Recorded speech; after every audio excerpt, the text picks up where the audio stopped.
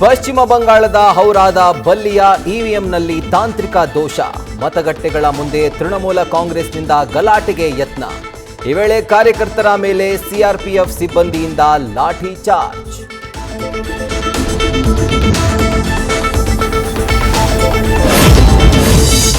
High command ಏನ್ ತೀರ್ಮಾನ ತೆಗೆದುಕೊಳ್ಳುತ್ತೋ ಅದಕ್ಕೆ ಬದ್ಧರಾಗಿರ್ತೀವಿ. ಹಿರಿಯ ಶಾಸಕರು ಸಚಿವ ಸ್ಥಾನ ಕೇಳುವುದು ಸಹಜ. ರಾಯಚೂರಿನಲ್ಲಿ ವಿಧಾನ ಪರಿಷತ್ ಸದಸ್ಯ ಯತೀಂದ್ರ ಹೇಳಿಕೆ.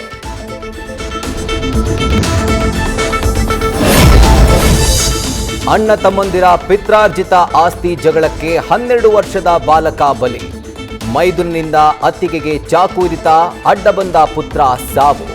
ರಾಯಚೂರಿನ ಅಲಬನೂರು ಗ್ರಾಮದಲ್ಲಿ ಘಟನೆ.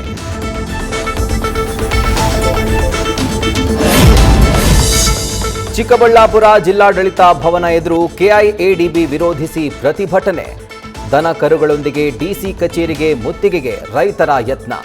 ರೈತರನ್ನ ತಡೆದು ಕೊರಳಪಟ್ಟಿ ಹಿಡಿದು ಪೊಲೀಸರಿಂದ ದೌರ್ಜನ್ಯ.